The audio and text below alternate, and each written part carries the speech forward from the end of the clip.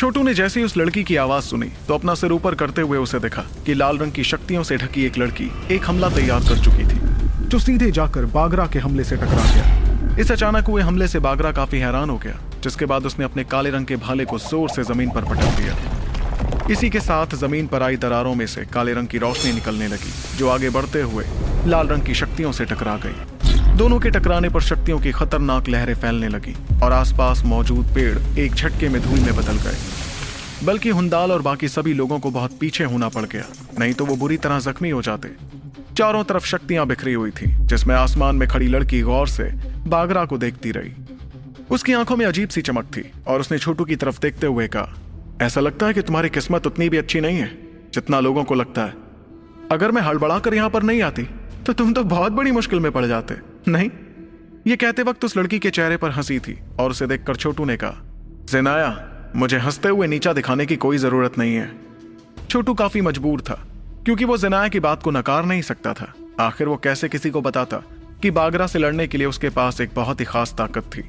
इस दौरान छोटू की बात सुनकर ज़िनाया ने आंखों में बेरहमी के साथ बागरा की तरफ देखना शुरू किया।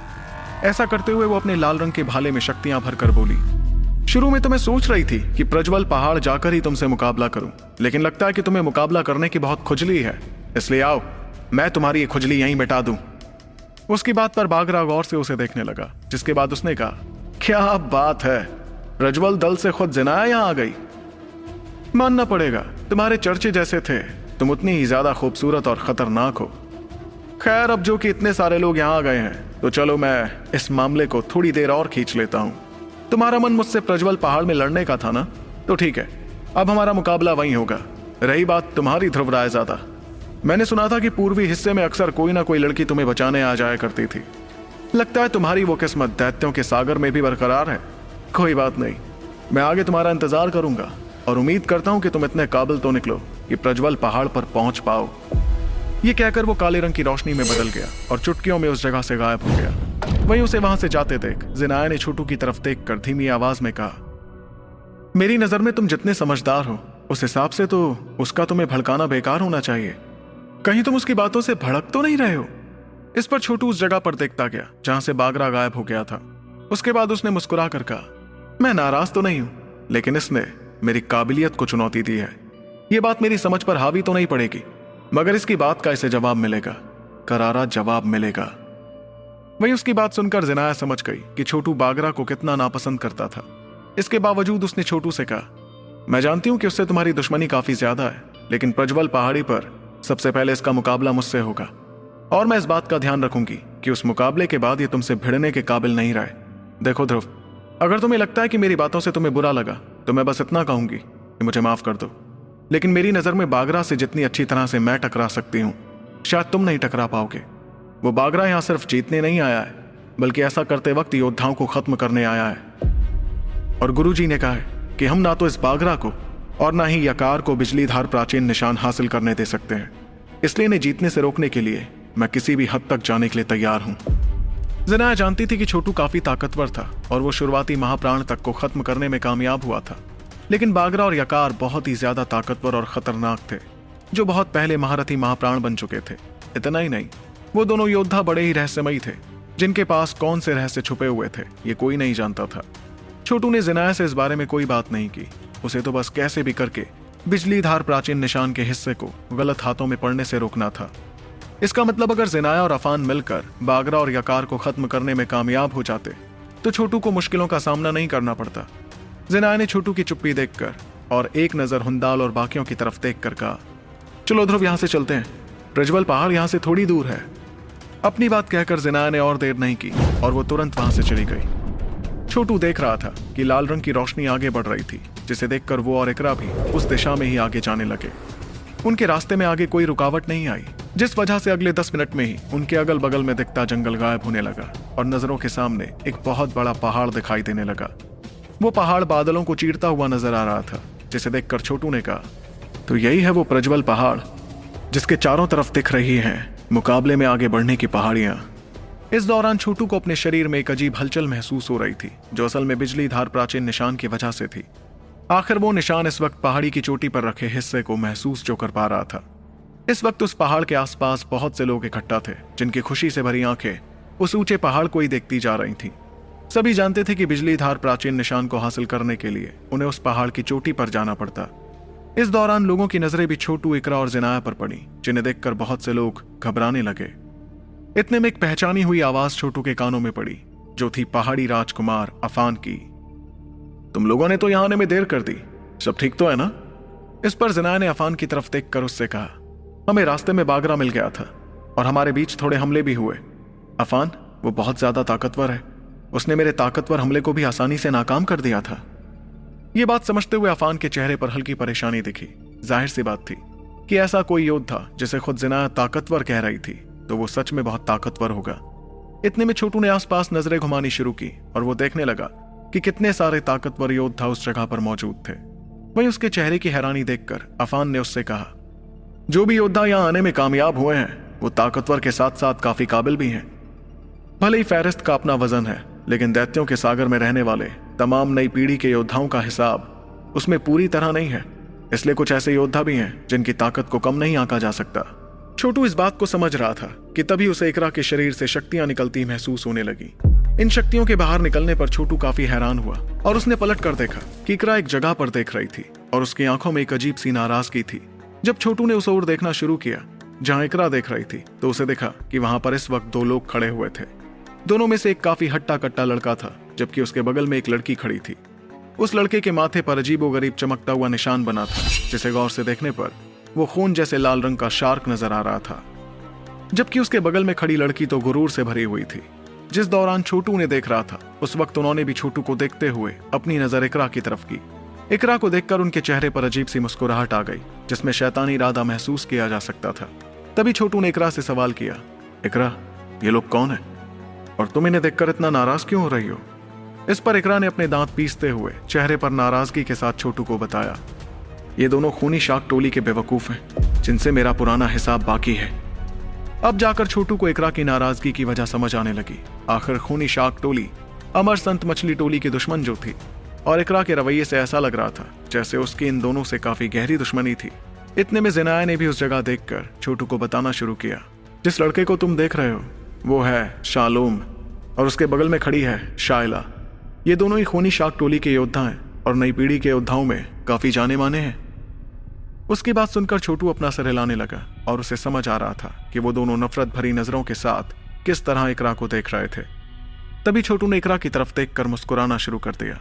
भले ही शालोम और शाइला छोटू को अपना दुश्मन नहीं मानते थे, लेकिन अगर वो इकरा को कुछ करने की कोशिश करते तो छोटू चुपचाप तो हरगिज नहीं बैठता। वहीं छोटू की मुस्कुराहट देखकर इकरा ने भी अपनी नाराजगी को काबू किया, जिसके बाद वो शाइला की तरफ देखकर मुस्कुराने लगी। इतना ही नहीं, बल्कि उसने तो शाइला को चढ़ाने के लिए अपनी जीभ तक बाहर निकाल दी थी, जिसे देखकर शाइला ने कहा, इस बच्ची को तो मैं छोड़ूंगी नहीं। इतना कहकर उसने तुरंत अपनी मुट्ठी कसी, जिसमें से लाल रंग की रोशनी बाहर निकलने लगी। वो रोशनी एक खतरनाक तीर में बदल गई थी, जो बिजली की रफ्तार में इकरा की तरफ बढ़ने लगा। जब छोटू ने शाइला के उस हमले को देखा तो उसके चेहरे पर भी नाराजगी दिखने लगी। उसने तुरंत अपना हाथ लहराते हुए एक छोटा तूफान तैयार कर दिया, जिसमें फंसकर वो लाल रंग का तीर वापस शाइला की तरफ जाने लगा। और तो और इस बार उस तीर की रफ्तार और भी ज्यादा तेज थी। लेकिन जैसे ही वो तीर शाइला के पास आने वाला था, उसके बगल में खड़े लड़के ने अपने हाथों से उसे पकड़कर तबाह कर दिया। ऐसा करते ही उसने छोटू की तरफ देखकर चिल्लाते हुए कहा, लड़के, तुझे मरना है क्या? इस पर छोटू ने बड़े ही आराम से जवाब दिया, बताओ तो, पहली बार बात कर रहे हो और ऐसी बदतमीजी? तुम दोनों खूनी शाक टोली से हो ना? तो क्या तुम्हारी टोली तुम्हें लोगों से बात करने की तहजीब नहीं सिखाती? छोटू की इस बात से शाइला का चेहरा गुस्से से लाल हो गया। वहीं उसके बगल में खड़े शालोम ने भी लाल रंग की रोशनी अपने शरीर से निकालनी शुरू कर दी। दोनों तरफ के योद्धाओं को इस तरह अचानक भिड़ते देख बाकी सभी योद्धा हैरान रह गए, लेकिन किसी ने भी कुछ नहीं कहा, क्योंकि दोनों गुटों का लड़ना उनके लिए तो फायदेमंद ही साबित होता। इतने में पास ही खड़ी जिनाया ने छोटू से कहा, प्रज्वल पहाड़ के पास मौजूद 10 पहाड़ी खुलने ही वाली है। मेरे ख्याल से बेहतर यही होगा कि तुम कोई भी मामला सुलझाने से पहले इन पहाड़ों में जाकर वहां रखी सील हासिल कर लो, नहीं तो शायद वो सील और बिजलीधार प्राचीन निशान को हासिल करने का अधिकार किसी और को मिल जाएगा। इस बात को समझते हुए छोटू अपना सिर हिलाने लगा और अपनी नजरें आसमान की तरफ करके देखने लगा कि सभी की नजरों के सामने आसमान से बिजलियां गिरने लगी। ये कुल मिलाकर 10 बिजलियां थी, जो प्रज्वल पहाड़ की सबसे ऊंची चोटी के चारों तरफ मौजूद 10 पहाड़ियों पर गिर रही थी। इन बिजलियों के गिरने पर पहाड़ियों में एक चमकदार सील देखी जा सकती थी। ये नजारा देखकर चारों तरफ हंगामा मच गया और लोगों की आंखें लालच के मारे लाल हो गईं। इतने में जिनाया ने छोटू से कहा, ध्रुव, एक पहाड़ी पर रखी सील सिर्फ एक इंसान के लिए है। अब कौन ये सील हासिल कर पाएगा या कौन नहीं, इस बात का फैसला तो काबिलियत और किस्मत ही करेगी। तो इंतजार किस बात का, चलो चलते हैं। ये कहकर जिनाया तेजी से आगे बढ़ने लगी और 10 पहाड़ियों में से एक की तरफ जाने लगी। जिनाया के आगे बढ़ते ही उस इलाके में मौजूद और बहुत से योद्धा एक साथ आगे बढ़ने लगे। तभी छोटू ने इकरा की तरफ देखकर पूछा, इकरा, तुम भी एक पहाड़ी चुन लो और उस पर रखी सील हासिल कर लो। छोटू की बात सुनकर इकरा ने अपना सिर हिलाया, जिसके बाद वो जिंदगी मौत दरवाजे की ढाल पकड़कर तेजी से एक पहाड़ी की तरफ बढ़ने लगी। उसे जाते देख छोटू भी मुस्कुराते हुए एक पहाड़ी की तरफ जाने लगा। वहीं उन्हें जाते देख शायला ने गुस्से में अपने दांत पीसते हुए कहा, शालोम भाई, मैं जाकर उस लड़की का मुंह नोच कर आती हूँ। आप जाकर उस लड़के को संभालिए। हमारी टोली की जो कोई भी बेइज्जती करने की हिम्मत करेगा, उससे इस बेइज्जती की 2 गुना कीमत हासिल करके रहिएगा। उसके बाद शायला और शालोम अलग अलग पहाड़ियों की तरफ बढ़ने लगे। ये वही पहाड़ थे जहां इकरा और छोटू जा रहे थे। इस दौरान उस इलाके की शांति पूरी तरह खत्म हो चुकी थी और प्रज्वल पहाड़ी पर पहुंचने का मौका सभी के सामने आ गया था। छोटू बिजली की रफ्तार से आगे बढ़ते हुए एक पहाड़ी की चोटी के पास पहुंच रहा था। देखा जाए तो कुल मिलाकर प्रज्वल पहाड़ के पास 10 छोटी पहाड़ियां थीं। इन पहाड़ियों के शिखर पर जाने के महज 3 रास्ते थे। इसका मतलब साफ था कि ऊपर तक पहुंचने के लिए बहुत से योद्धाओं से जीत कर जाना पड़ता। छोटू ने बिजली राजा की छड़ी निकालकर उसमें ढेर सारी बिजलियां भर दी और वो रास्ते में हमले करता गया। ऐसा करते हुए वो आसपास आने वाले योद्धाओं को दूर फेंकता जा रहा था, जिससे उसका रास्ता साफ होता जाता। छोटू अपने शरीर से ज्यादा शक्तियां निकाल चुका था, क्योंकि उसे पता था कि वो जितनी जल्द पहाड़ी की चोटी पर पहुंचता, उसके लिए सील हासिल करना उतना ही कम मुश्किल होता। आखिर में छोटू के हमलों के सामने मजबूर होकर बहुत से योद्धा एक साथ उस पर हमला करने लगे, ताकि वो उसे कैसे भी करके रोक पाए। लेकिन छोटू तो अपने शरीर से हरे रंग की रोशनी निकालकर आगे बढ़ता रहा और चाहे कितने भी योद्धा उसके सामने क्यों ना आए, उसे रोकने में कामयाब नहीं हुए। इस दौरान कुछ योद्धा उसे खरी खोटी सुनाने के सिवा और कुछ नहीं कर पाए। उन्हें यकीन हो गया था कि छोटू के होते हुए वो तो पहाड़ की चोटी पर नहीं पहुंच पाते। वहीं छोटू इन सभी की बातों को नजरअंदाज कर आगे बढ़ता गया और कुछ ही देर में उसके ठीक सामने उस पहाड़ी की चोटी नजर आने लगी। यह देखकर छोटू की आंखों में खुशी दिख रही थी, मगर उसे पूरा यकीन था कि बाकी दोनों रास्तों से भी बेहद ताकतवर और काबिल योद्धा उस चोटी पर आने वाले थे। जिस दौरान छोटू इस बारे में सोच ही रहा था, तभी उसे पीछे से एक गरजती हुई आवाज सुनाई पड़ी, रुक जाओ वहीं पर, इस पहाड़ की सील सिर्फ मेरी होगी और किसी की नहीं। इसके तुरंत बाद छोटू को महसूस हुआ कि शक्तियों का एक तेज झटका उसकी तरफ बढ़ने लगा और पहाड़ के रास्तों पर दरार लाने लगा। इस अचानक से हुए ताकतवर हमले को महसूस कर छोटू तुरंत पीछे मुड़ा और उसने बिजली छड़ी से उस शक्तिशाली झटके का सामना किया।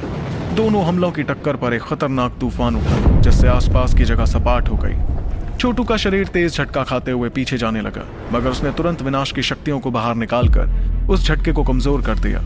ऐसा करते ही जब उसने अपनी नजरें ऊपर की तो उसे देखा कि वो ताकतवर योद्धा जिसने उस पर हमला किया था, अपना पैर पटक कर एक चट्टान तोड़ने में कामयाब हो गया। उस योद्धा ने खुद को संभालकर छोटू की तरफ खूंखार इरादे के साथ देखना शुरू किया। तब छोटू को भी उस योद्धा की ताकत का अंदाजा हुआ और उस लड़के के हट्टे कट्टे शरीर को देखकर छोटू ने आह भरते हुए कहा, ये तो फेरिस्त का 6वां सबसे ताकतवर योद्धा है, हथौड़ा हाथ कियानी। देखो दोस्त, क्या तुम मुझे जाने दे सकते हो? दरअसल मेरे पास ज्यादा वक्त नहीं है। इस पर वो लड़का गौर से छोटू को देखने लगा और उसने अपने डोले फुलाते हुए कहा, तुम वही ध्रुव रायजादा हो ना? अगर मैंने तुम्हें आगे जाने दिया तब तो बिजली धार प्राचीन निशान हासिल करने का मेरा मौका छिन जाएगा। ऐसा करो, तुम मेरे इस बात के हथौड़े से पूछो कि तुम आगे जा सकते हो या नहीं। यह सोचने की गलती बिल्कुल मत करना कि जिनाया तुम्हारा साथ देती है, इसलिए मैं तुम पर हमला करने में झिझकने वाला हूँ। तो क्या होगा जब छोटू टकराएगा हथौड़ा हाथ की यानी से, और कौन सा खतरनाक योद्धा उसकी मुश्किलें बढ़ाने आने वाला है, जानने के लिए आपको सुनना होगा। कियाना का जवाब सुनते ही छोटू ने गहरी सांस पॉकेट एफएम और मुस्कुराते हुए कहा, अगर ऐसी बात है तो मुझे इससे टकराना ही पड़ेगा। कियानी, तुझे लोहा बहुत पसंद है ना? चल आज मैं तुझे लोहे के चने ही चबवाता हूँ। मगर उसकी बात पर कियानी ने अपने हथौड़े को घुमाते हुए छोटू पर हमला करने की तैयारी शुरू कर दी। इस वक्त छोटू के शरीर से हरे रंग की चमकदार रोशनी निकल रही थी, जिसमें उसके शरीर पर बने ड्रैगन निशान चमक रहे थे। देखते ही देखते उसके शरीर के 30 ड्रैगन निशान चमकने लगे, जिसमें ड्रैगन की दहाड़ भी सुनाई दे रही थी। बल्कि उस जगह की हवा भी कांपने लगी और शक्तियों की खतरनाक लहर निकलकर चारों तरफ फैलती नजर आई। कियानी ने छोटू के शरीर से निकलती हरे रंग की रोशनी को देखा और उसके चेहरे का रंग बदलने लगा। अब जाकर उसे समझ आ गया था कि छोटू का रुतबा दैत्यों के सागर में इतना खतरनाक क्यों था। तभी छोटू ने आंखों में एक अजीब चमक के साथ तेजी से आगे बढ़ना शुरू किया और कियानी पर हमला करते हुए कहा, अब देखो कैसे मैं तुम्हें एक ही हमले में हराता हूं। वहीं छोटू को अपनी तरफ आते देख कियानी की आंखों में नाराजगी दिखने लगी और उसने अपने शरीर से बेइंतहा शक्तियां निकाल कर कहा, मैं भी देखता हूं कि ऐसा करने की तेरी काबिलियत है या नहीं। इतना कहकर उसने अपना लोहे का हथौड़ा ऊपर उठाया और उसे बहुत जोर से छोटू की तरफ ले जाने लगा। हवा में आगे बढ़ते हथौड़े से बेहद खतरनाक शक्तियां निकली जो आखिर में जाकर छोटू की शक्तियों से टकरा गई। बहुत से लोग ये मुकाबला देख रहे थे। वो हैरत भरी निगाहों के साथ देखने लगे कि कैसे दोनों शक्तियों की टक्कर पर एक जोरदार धमाका हुआ जिससे वो पूरी पहाड़ी कांप उठी। इतना ही नहीं बल्कि उस पहाड़ी पर ढेर सारी दरारें भी नजर आने लगी थी, पर सभी की नजर उस जगह पर टिकी थी जहां दोनों की शक्तियों की टक्कर हुई थी। एक पल बाद सभी को दिखा कि कैसे हथौड़े से निकली शक्तियों को हरे रंग की रोशनी ने तबाह कर दिया था और उस झटके से कियानी उड़ता हुआ बहुत पीछे जाकर उसके गिरते ही जमीन तेजी से कांपने लगी। सिर्फ यही नहीं, वो झटका बहुत तेज था जिसमें कियानी के मुंह से खून निकलने लगा। उसकी मौजूदा हालत काफी खराब थी, जिसे देखकर छोटू ने बिजली राजा की छड़ी पकड़ते हुए कहा, इस जीत के लिए बहुत शुक्रिया। कियानी की हालत देखकर छोटू के चेहरे पर हंसी आ गई थी, लेकिन उसने बिना वक्त जाया किए वापस आगे बढ़ना शुरू किया। वहीं इस मुकाबले को देखते लोग हैरान दिखने लगे कि कैसे छोटू ने इतने ताकतवर योद्धा को एक ही हमले में हरा दिया था। पर छोटू को लोगों से कोई फर्क नहीं पड़ता था। उसने तो अपनी रफ्तार बढ़ाकर पहाड़ी की चोटी पर जाना शुरू किया। लेकिन जैसे ही छोटू पहाड़ी की चोटी के पास पहुंचा तो अचानक उसके कानों में एक अजीब सी आवाज सुनाई दी। ये आवाज ऐसी थी जैसे किसी चीज पर जोरदार हमला किया गया हो और वो चीज छोटू की तरफ ही बढ़ती जा रही थी। उड़ते हुए वो चीज छोटू के ठीक सामने रुकी, जिससे उसके आगे बढ़ने का रास्ता जाम हो गया। जब छोटू ने गौर से उस चीज को देखा तो उसे देखा कि वो एक लड़का था जो खून की उल्टियां करता जा रहा था। इतना ही नहीं, उसका खून से लथपथ शरीर पहाड़ के उस हिस्से को लाल रंग का कर चुका था। उस लड़के की हालत बहुत ही ज्यादा खराब थी और उसे देखते ही छोटू ने कहा, कियानी की इतनी बुरी हालत किसने कर दी? इस सवाल के चलते छोटू ने अपनी नजरें ऊपर की और वो चोटी पर जाने के दूसरे रास्ते की तरफ देखने लगा, जहां उसे खट्टा कट्टा लड़का नजर आ रहा था जिसका शरीर लाल रंग की रोशनी से ढका था। यही नहीं बल्कि उसकी आंखों में एक बेहद खतरनाक शैतानी इरादा भी झलक रहा था। वो लड़का कोई और नहीं बल्कि खूनी शाक टोली का शालोम था। दूसरी तरफ जब शालोम ने छोटू को देखा तो पहले तो उसके चेहरे पर हल्की हैरानी दिखी, लेकिन फिर उसने खौफनाक हंसी के साथ कहा, कमाल है कि तुम यहां तक आने में कामयाब हो गए। ऐसा लगता है कि तुम थोड़े बहुत काबिल तो हो, लेकिन अफसोस कि तुम्हारा सफर अब यहीं खत्म हुआ। शालोम को देखकर छोटू भी काफी हैरान हुआ। उसने नहीं सोचा था कि शालोम उस पहाड़ी को ही चुनने वाला था जिसे छोटू ने चुना था। इतना ही नहीं बल्कि शालोम ने कियानी जैसे ताकतवर योद्धा की इतनी बुरी हालत कर दी थी। इतने में छोटू ने पास ही पड़े कियानी को इतनी बुरी हालत में देखा और वो झुककर उससे पूछने लगा, कियानी तुम ठीक तो हो? इस दौरान कियानी खांसने लगा और छोटू ने जैसे तैसे उसे खड़ा किया। तब कियानी ने अपने मुंह पर छपे खून को पोंछकर छोटू की तरफ देखा जो उसकी मदद करने आया था। छोटू को देखकर कियानी के चेहरे पर अजीब सी परेशानी दिख रही थी, लेकिन फिर उसने शालोम की तरफ इशारा करते हुए छोटू को बताया, इसके बारे में कुछ तो बहुत ही अजीब है। शुरू में तो जब इसने मुझ पर हमला किया तब तो मेरी और इसकी शक्तियां बराबरी की थी, लेकिन अचानक इसकी शक्तियां बहुत ज्यादा बढ़ गईं, जिस वजह से ये मेरी ऐसी हालत कर पाया। इस पर शालोम के चेहरे पर शैतानी मुस्कुराहट दिखने लगी, जिसके साथ उसने कहा, बेवकूफ, ये मेरी खूनी शाक टोली की खास तकनीक है जिसके इस्तेमाल से मैं अपने शरीर में बहते खून को भाप में बदलकर अपनी शक्तियों को बढ़ा सकता हूँ। भले ही आगे जाकर इसका थोड़ा असर मुझ पर पड़ेगा, लेकिन फिलहाल के लिए तो मुझे बस तुम्हें और इस ध्रुव को खत्म करना होगा। उसके बाद मैं तुम्हारे शरीर से मूल खून हासिल कर खुद को ठीक कर सकता हूँ। ध्रुव रायजादा, तू तो बहुत गुरूर दिखा रहा था ना अपनी ताकत का, तो आजा और आजमा ले अपनी ताकत मेरे सामने। मैं देख पा रहा हूं कि बगल की पहाड़ी में शायला ने भी उस अमर संत मछली वाली लड़की पर हमला कर दिया है। मुझे लगता है कि अब तक तो उस लड़की की हालत काफी खराब भी हो गई होगी। उसकी ये बात सुनकर छोटू की आंखों में अजीब बेरहमी नजर आने लगी, जिसके साथ उसने कहा, बहुत बड़ी गलती कर दी तुम लोगों ने हमसे टकराकर। अपने इस फैसले का तुम्हें बहुत अफसोस होने वाला है। छोटू भी समझता था कि शायला काफी ताकतवर थी, लेकिन इकरा भी कोई कमजोर योद्धा नहीं थी, बल्कि खुद छोटू इकरा की असली ताकत का पता लगाने में कामयाब नहीं हो पाया था। इसलिए उसे यकीन था कि शायला इतनी आसानी से तो इकरा को नहीं हरा सकती थी। वहीं छोटू की बात सुनकर शालोम ने हंसते हुए कहा, अच्छा तो तुझे ऐसा लगता है। खैर छोड़ो अब बातें करना, हमें उन पर नहीं खुद पर ध्यान देना चाहिए। सबसे पहले तो मैं तेरी जिंदगी खत्म करूंगा। अगर वो लड़की जिंदा बचने में कामयाब हुई तो मैं शायला की मदद कर उसे भी खत्म कर दूंगा। फिर तुम दोनों की लाशें आसपास रहेंगी, जिससे हम दोनों को ही अच्छा लगेगा। इस पर छोटू ने आ भरते हुए कहा, कियानी भाई, तुम इस शाक को मेरे हवाले कर दो। तुम्हें इससे कोई तकलीफ तो नहीं होगी ना? छोटू के सवाल पर कियानी के चेहरे पर हल्की मजबूरी दिखी, लेकिन उसकी आंखों में खूंखार इरादा झलकने लगा। इस इरादे के साथ उसने छोटू की बात का जवाब दिया। मैं तो इससे पहले ही मुकाबला हार चुका हूं, इसलिए अब तुम्हें इससे लड़ना होगा। और ध्यान रहे, इसको इतना मारना कि मुकाबले के बाद तैरना तो दूर चल भी ना पाए। यह सुनकर छोटू के चेहरे पर मुस्कुराहट आ गई, जिसके बाद उसने बिजली राजा की छड़ी पर अपनी पकड़ मजबूत करनी शुरू की। उसमें से बिजलियां बाहर आने लगी थी कि तभी शालोम ने लाल रोशनी बाहर निकालते हुए कहा, तुम दोनों लावारिसों को तो मैं बहुत बुरी मौत मारूंगा। तुम में से कोई भी जिंदा बचकर नहीं जा पाएगा। शालोम की आंखें लाल रंग से चमकने लगी थी और उसकी मुट्ठी कसते ही उसका पूरा शरीर लाल रंग का होने लगा। इतना ही नहीं, उसके हाथों से निकली रोशनियां 2 खतरनाक तलवारों में बदल गईं, जो देखने में खून से बनी लग रही थी। फिर खूंखार अंदाज में वो लाल रोशनी में बदलकर तेज रफ्तार में छोटू की तरफ बढ़ा और जोरदार हमला करने लगा। वो हमला छोटू की गर्दन पर हुआ था, पर छोटू ने भी छड़ी से निकलती बिजलियों से उस हमले का सामना किया। दोनों की टक्कर पर तेज आवाज सुनाई पड़ी और हवा के झोंके दिखाई देने लगे।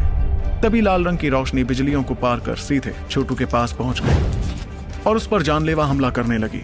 शालोम की आंखों में झलकते इरादे से यह साफ समझ आ रहा था कि वो छोटू को बेरहमी भरी मौत देना चाहता था। इस दौरान छोटू ने भी उस हमले को महसूस कर छड़ी को जोर से घुमाया, जिससे निकलती बिजलियां एक बहुत बड़ी ढाल में बदल गई। ये ढाल इतनी ताकतवर थी कि जब शालोम का ताकतवर हमला उससे टकराया तो भी वो ढाल टूटी नहीं। शक्तियों की लहरें फैलने लगी जब शालोम का वो हमला उस बिजलियों की ढाल से टकराया। इस वक्त छोटू की आंखों में चमक दिख रही थी और उसने बिजली की रफ्तार में अपनी छड़ी आगे की तरफ भेजी। वो छड़ी खुद किसी बिजली के झटके जैसी खतरनाक लग रही थी और वो लाल रंग की शक्तियों को चीरती हुई सीधे शालोम से जाकर टकराई। शालोम कांपने लगा और वो हड़बड़ाकर कुछ कदम पीछे हुआ। उसके शरीर पर मौजूद लाल रंग की रोशनी में बिजलियां नजर आ रही थीं, लेकिन फिर शालोम ने खुद को संभालते हुए अपना सीना रगड़ना शुरू किया। छोटू का हमला उसके सीने से ही टकराया था, जहां उसे काले रंग का एक धब्बा नजर आने लगा था। मगर शालोम की चमड़ी पर फिर भी कोई फर्क नहीं पड़ा, जिसके चलते उसने छोटू से कहा, चाहे तेरी ये बिजली की छड़ी कितनी भी ताकतवर क्यों ना हो, ये मेरी खूनी शाख चमड़ी को नहीं तोड़ पाएगी। इस दौरान छोटू गौर से देखने लगा कि शालोम के शरीर पर एक अजीब सी परत चढ़ी हुई थी। वो परत खून जैसी लाल रंग की थी, जो लगातार जगमगा रही थी। छोटू महसूस कर सकता था कि पिछले हमले में बहुत सारी शक्तियां शालोम के शरीर में चली गई थी, फिर भी वो मजबूत परत टूटी नहीं। इस बात से छोटू काफी हैरान था। उस रहस्यमयी परत के बारे में सोचते वक्त छोटू को पास ही खड़े कियानी की आवाज सुनाई पड़ी। ध्रुव, इस शालोम के पास खूनी शाख टोली की एक खास तकनीक है। ये तकनीक कोई युद्ध तकनीक नहीं है, बल्कि करोड़ों खूनी शाख कीड़ों से तैयार हुई है। ये कीड़े इतनी बड़ी तादाद में होते हैं कि वो कितनी भी खतरनाक शक्ति को निगलने में कामयाब हो जाते हैं, इसलिए कोई भी हमला उस लाल परत के पार नहीं जा सकता। ये सुनते ही छोटू की हैरानी और ज्यादा बढ़ गई, जिसके साथ उसने कहा, क्या कहा तुमने? इसका मतलब कि ये लाल रंग की परत असल में तिलिस्मी चींटों से बनी है, जो किसी भी हमलों की ताकत को सोख लेते हैं। वहीं छोटू के चेहरे की हैरानी देखकर शालोम जोर जोर से हंसने लगा। इसके तुरंत बाद वो तेजी से आगे बढ़ा और छोटू पर हमला करते हुए कहने लगा, तेरे हमले मेरा कुछ नहीं बिगाड़ सकते ध्रुव, लेकिन मेरे हमले तेरी जिंदगी आसानी से खत्म कर सकते हैं। आखिर तेरे जैसा मामूली इंसान मेरे जैसे खूनी शाख की बराबरी कभी नहीं कर सकता है। छोटू ने उसकी बात को नजरअंदाज किया और वो शालोम के हमले को अपनी तरफ आते हुए देखने लगा। अगले ही पल वो उस जगह से अलग होकर उस खतरनाक हमले से बचा और अपने हाथों में रखी बिजली राजा की छड़ी से एक घेरा तैयार करने लगा। वो घेरा तैयार होने के बाद सीधे शालोम से जाकर टकरा गया, मगर छोटू के उस हमले को देखकर शालोम हंसने लगा। लगता है कि तुझे मेरी बात समझ में नहीं आई। कोई बात नहीं है, मैं फिर से कह देता हूं, तू चाहे कुछ भी क्यों ना कर ले, मेरी इस मजबूत परत के रहते तू मेरा कुछ नहीं बिगाड़ सकता है ध्रुव। छोटू का वो हमला काफी ताकतवर था और वो शालोम के शरीर से टकरा कर नाकाम हुआ ही था कि अचानक छोटू के चेहरे पर अजीब मुस्कुराहट आ गई। इस मुस्कुराहट के साथ उसने कहा, अगर ऐसी बात है तो मुझे सिर्फ तेरी ये परत तोड़नी है, जिसके बाद तू अपने आप ही टूट जाएगा। छोटू की आंखों में बेरहमी दिख रही थी और अचानक से बिजली राजा की छड़ी के ऊपरी हिस्से में एक अजीब तरह की बिजली नजर आने लगी। इस बिजली की शक्तियां अभी तक की बिजलियों की शक्तियों से बहुत अलग थी, जिस वजह से शालोम के चेहरे का भी रंग बदलने लगा। एक झटके में वो बिजली छड़ी से निकलकर सीधे शालोम के सीने से जाकर टकरा गई। इस हमले के तुरंत बाद कोई भी देख पाता कि शालोम के शरीर पर चढ़ी परत धीरे धीरे गायब होने लगी, बल्कि अब उस मजबूत परत में एक गड्ढा नजर आने लगा था, जिसे देखते ही छोटू ने कहा, अपनी इस परत के बिना तू कुछ नहीं है शालोम। उसके चेहरे पर जानलेवा मुस्कुराहट थी, जिसके बाद छोटू ने तुरंत हरे रंग की रोशनी बिजली राजा की छड़ी में भरनी शुरू कर दी। ये शक्ति थी प्राचीन ड्रैगन शक्ति, जिससे छोटू अपने अगले हमले को बेहद ताकतवर बना रहा था। फिर वो हमला तेज रफ्तार में परत में आए गड्ढे से होकर शालोम के सीने से टकरा गया। इस हमले की गूंज काफी दूर तक सुनाई दे रही थी और सभी ने देखा कि कैसे शालोम उड़ते हुए पीछे जा गिरा। इस दौरान उसके मुंह से ढेर सारा खून निकल रहा था और शालोम जमीन पर गिरते ही सीधे एक चट्टान से टकरा गया। उसकी हालत देखकर इस बात का पता लगाया जा सकता था कि वो कितनी बुरी तरह जख्मी हो गया था। तभी शालोम ने खांसना शुरू किया और खून बाहर निकालते हुए वो छोटू की तरफ देखने लगा। इस वक्त उसकी आंखें हैरानी में फटने लगी थीं और वो अपने सीने में होते बेइंतहा दर्द को महसूस करता रहा। उसे भी अच्छी तरह से पता था कि वो परत कितनी ज्यादा ताकतवर थी, बल्कि कियानी जैसे ताकतवर योद्धा ने अपना सबसे ताकतवर हमला तक इस्तेमाल किया था, मगर वो उस परत का कुछ नहीं बिगाड़ पाया था। पर छोटू ने तो उसे इतनी आसानी से तोड़ दिया था, जिस बात पर शालोम को यकीन ही नहीं हुआ कि वो हकीकत थी या कोई बुरा ख्वाब। इस ख्याल के साथ ही वो चिल्लाया, ये कैसे हो सकता है? ये लड़का मेरे खूनी शाक कीड़ों की परत को कैसे तोड़ सकता है? मगर जिस वक्त वो नाराज हो रहा था, उतने में अचानक उसके ठीक सामने एक परछाई दिखाई देने लगी। उस परछाई के हाथों में एक छड़ी थी, जिसमें से निकली बिजलियों ने सीधे शालोम की गर्दन पर हमला कर दिया। ये जानलेवा हमला महसूस करते ही शालोम की आंखों में खौफ नजर आने लगा और अब जाकर उसे समझ आया कि छोटू का सामना करने का उसका फैसला कितना गलत था। लेकिन खुद को संभालते हुए उसने गुस्से में दांत पीसते हुए अपनी पूरी शक्तियां बाहर निकाली।